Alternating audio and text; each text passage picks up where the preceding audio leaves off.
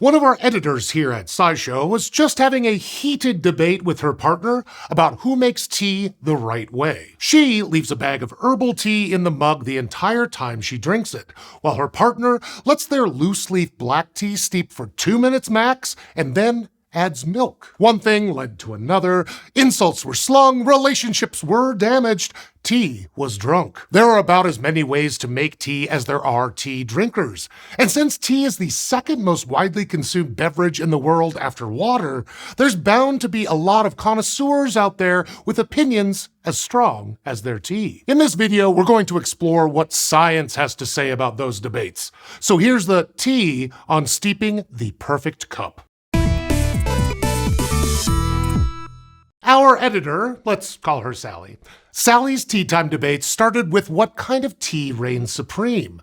She and her partner have totally different preferences for Earl Grey versus chamomile. And from a scientific perspective, this debate is just about as simple to answer as it gets. Earl Grey wins every time because chamomile isn't even tea. Believe it or not, all true tea comes from the same plant, Camellia sinensis, although there are different varieties of that plant. For example, green teas often come from the small-leafed variety and black teas from the broad-leafed variety. But you can make green or black or white or yellow or red tea from either. Herbal teas don't come from that plant. They're made from things like chamomile, hibiscus, or mint, and their preparation methods and health benefits can vary based on the herb or flower you're steeping. But even across non-herbal teas, there's quite a variety that all stem from C. sinensis. Somehow, the flavors are different enough that our Sally's partner loves black tea and refuses to drink green tea. That's because how it's prepared separates the greens from the blacks. Black tea is made by fully oxidizing the leaves as they dry.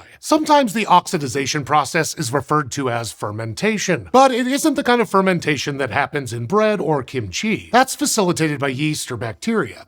Instead, tea oxidation happens when enzymes break down the leaf material and allow the molecules to form new compounds. Green tea, on the other hand, is the product of harvesting fresh tea leaves and steaming them before drying them to prevent oxidation. Oolongs are somewhere in between. The tea leaves are dried slowly and partially oxidized. The extent of oxidation across the tea types is what makes them taste different. Unoxidized leaves in green teas tend to taste a little bitter, with hints of umami and sweet aftertastes. That's because they're full of flavor-contributing molecules called catechins. And when these catechins are oxidized to make black tea, they get converted into different tasting molecules like bisflavanols, theoflavins, and theorubicins. Black teas can also be bitter, but often less than green teas, and they can be less astringent. You know, that dry feeling in your mouth that you might get after drinking wine or, well, tea. Black teas can even be sweet and often have roasted, malty, or floral flavors as well. Then, to make the specific iconic tea types you or Sally's partner know and love, like Earl Grey, flavors like bergamot can be added to the tea leaves. But before that step, something else happens during the oxidation process. The theoflavins and theorubicins take on an orangey red color. So the fact that black tea is darker does not mean that it has more flavor molecules or caffeine in it. While black teas often have more caffeine, that's not always the case. Green and black teas go up to a similar maximum caffeine level.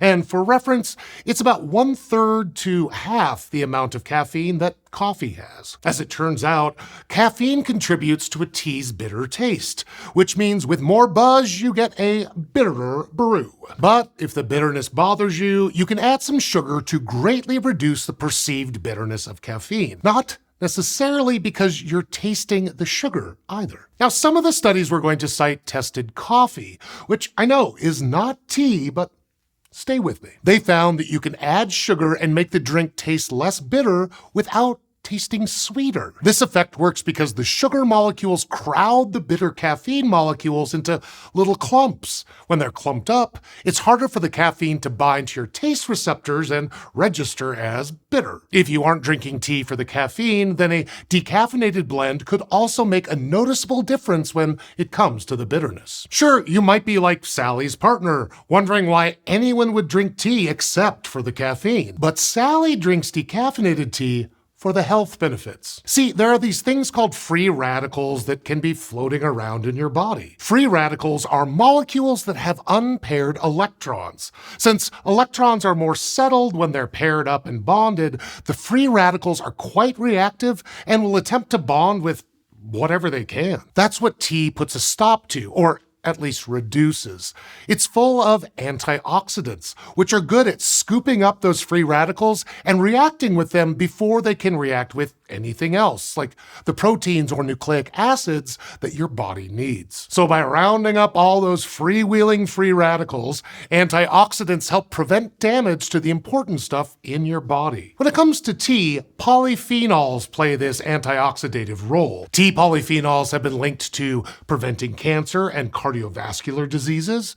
They can help manage diabetes and obesity, and they might contribute to longevity and neurological health. Green teas have more of the polyphenols that link to all these good benefits. So if you're particularly interested in this broad spectrum health bonus, green tea might be your cuppa, especially compared to a lot of herbal teas, including chamomile. While some herbal teas have a comparative antioxidant boost when stacked up against black tea, a lot of them just don't. So on top of not coming from the real tea plant, these poorer antioxidants make many of them truly the knockoff option. In that way, Sally is absolutely on the wrong side of the debate. Choosing chamomile over Earl Grey, she's not even getting as many health benefits, and that's the whole reason she drinks the stuff. So maybe she needs to pick a sampler pack of tea to find her new go-to variety. And while she's deciding, we're going to take a quick ad break. Thanks for watching this SciShow video, and thanks for supporting SciShow even over the holidays. Our handmade holidays merch celebrates the humans who make Complexly videos and the joy of things made by hand, not by robots. Hosts got to put their own spin on their design, and we put those designs on t-shirts, of course, but also on sticker sets. These items show off the care, creativity, and humanity that goes into making things that are worth making, like SciShow. And by purchasing one, you are directly supporting Complexly getting to make more stuff. Be sure to order your t-shirts before November 21st if you're outside the US, and before December 8th within the US if you want to gift them for Christmas. Thank you. Now, if Sally switched to Earl Grey as her new daily brew, she might still not make the tea the same way as her partner does. She'd have to decide where she stands in the very divisive milk debate. I know, most of you British are going to insist that there is no debate. It's not a cup of tea without milk. But some people are purists, and to them, we say that researchers in Scotland looked into this debate and determined that adding milk doesn't seem to infect the integrity of the drink. All those sweet antioxidants and caffeine can still dissolve into the brew just fine. The bad news for the pro-milk community is that adding milk to your tea might prevent your body from getting the benefits of the tea's antioxidants. Many studies have shown that milk-free tea has greater health benefits compared to the milky alternative, probably because of the way milk proteins interact with the tea polyphenols. Which means, and I kind of love to be the one to break this news, milk does not belong in tea. It scientifically makes it worse. And that's 1 point for Sally over her partner. That said, if a warm and comforting milky beverage is your primary tea goal, then by all means have milk. Just know that you might not get all the advertised perks. Now, even though you've already left like dozens of angry comments by now, here's a bit of redemption for you milky tea drinkers. Despite being full of proteins that might interfere with how your body takes on antioxidants, cold milk should at least help prevent the antioxidants in your tea from being destroyed in the first place. It could do that by changing its steeping temperature. After all, temperature has a strong influence on what kinds of molecules actually make it into your tea, including those coveted polyphenols. Water that's above 90 degrees Celsius can damage those delicate molecules, decreasing the overall health benefits of the tea. So if antioxidants are one of your reasons for drinking tea, then you don't want your water to be boiling hot. Now, I threw you milk lovers a bone by assuming your milk is cold. But if you really want the antioxidants, there are ways to lower the tea's temperature without introducing protein-heavy milk. To maximize antioxidants, or at least improve their yield, one solution is cold brewing. One study from Italy compared tea brewed hot between 75 and 90 degrees Celsius for 3 to 4 minutes to tea brewed cold at 4 degrees Celsius for 12 hours. They found that long cold brew times allowed antioxidants deep in the tea leaves to seep out while also reducing some of the bitter tea components from the final brew. But if you don't want to wait 12 hours for your tea, they also found you could start the brew hot, then shock it cold before drinking, like by adding a bunch of ice. This method quickly extracted caffeine while preserving some of the polyphenols. In black tea, it led to even more antioxidants in your tea than either the hot or cold brew options. It's not bad for a rush job. And while temperature is one way to speed up your steeping tea so it doesn't take 12 hours, there's another way that not everyone, including Sally, is going to like. Use loose leaf tea. We all know why we use tea bags. They're more convenient. But tea bags throw an extra obstacle in your cup, slowing down all the good stuff in the leaves as it tries to become tea. The tea bag shape and how packed full of tea leaves it is affect the diffusion time. Hot water gets trapped inside the tea bag and can't move around enough to get all the tea stuff out of the bag and into the cup. On the other hand, loose leaf means your tea has room to move. Water can get in there way more easily and swirl around, speeding up diffusion so that your tea is ready faster. Not to mention that whatever your tea bag is made of, well, there's a chance some of that could get into your tea as well. Standard tea bags are stable at temperatures lower than about 250 degrees Celsius, and it's super unlikely you're brewing tea at a temperature that high. But if you're worried about something hitching a ride on your tea bag, then you might as well switch to loose leaf. That's a point for Sally's partner. Loose leaf is better than bags. But if she insists on making the wrong choice and using tea bags, at least she'll have an easier time dunking the tea, because she'll need to do more dunking than she would if she had just used loose leaf. Dunking the tea bag or stirring the water while steeping helps speed up the diffusion process. By disturbing the water, you're creating little currents and eddies that spread the dissolved tea particles more quickly. It prevents the tea-saturated water from getting stuck around the leaves. When stirred or dunked, the water with fewer tea particles can sweep in to get more, creating a uniform tea solution way quicker. According to a computer model, dunking a tea bag for 60 seconds can be up to 4 times as efficient as letting the tea bag take an undisturbed bath. It doesn't get much clearer than that. You should definitely dunk. So, Sally, who leaves the tea bag in there all day without agitation, is wrong.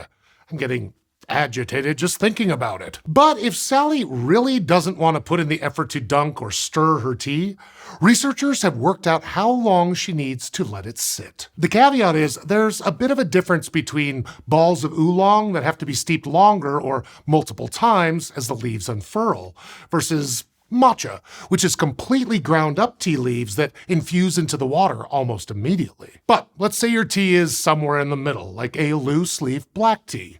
To increase some of the polyphenols, you might need a steeping time of between 10 and 60 minutes. Maybe Sally was onto something with her long steep time after all. And if waiting an hour seems absolutely unreasonable, you can probably cheat and get most of the benefits from a much shorter steep. One study found that the majority of infusion from loose leaf black tea happens in the first 90 seconds. In their study, the tea solution was basically saturated after only 2 minutes. And if you have a few more minutes, it'll probably taste better. Another study calculated that the approval of a black tea by trained taste testers was optimal when brewed for 6 minutes at 89 degrees Celsius. However, when selecting for a mellow taste, 100 degrees Celsius water and a steep time of almost 10 minutes, but with more water used per tea bag, was best. Finally, when selecting for sweetness and umami, the ideal tea steeped at 77 degrees Celsius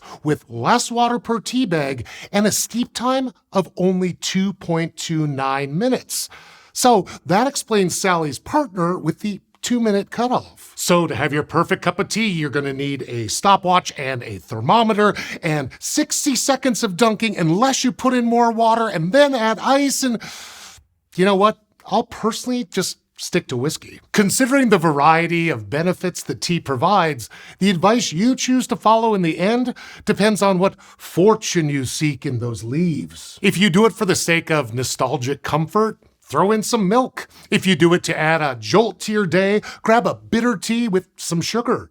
If you do it to stay healthy, try a cold brewed true tea. Just remember that with so many ways to drink this internationally recognized delight, someone else's cup of tea might not be, well, your cup of tea.